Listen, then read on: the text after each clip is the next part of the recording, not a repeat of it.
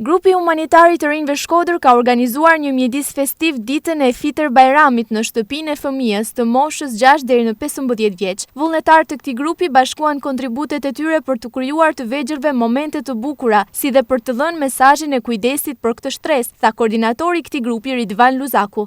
Unë duhet falenderoj përzemërsisht në radhë të parë stafin e kësaj shtëpie, e cila na hapi dyert dhe na dha mundësinë për me ndagëzimin e festit së Bajramit. Gjithashtu duhet falenderoj përzemërsisht të gjithë ato të cilët kanë kontribuar gjatë komplet muajit të mbanueshëm të Ramazanit dhe kanë menduar që një pjesë e mirë e të ardhurave të mbledhura të vinë për shtëpinë e fëmijës këtu në qytetin e Shkodrës. Është viti I dytë që ky grup kontribuon për festimet me fëmijët e kësaj shtëpie, por pa harruar edhe qendra të tjera.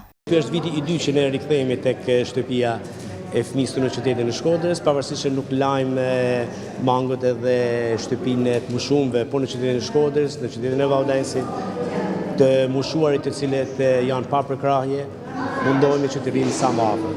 Grupi I të rinjve humanitar nga Shkodra ka programuar kontribute edhe për aktivitete të tjera në qendrat e ndryshme sociale të Shkodrës dhe Vaudejës.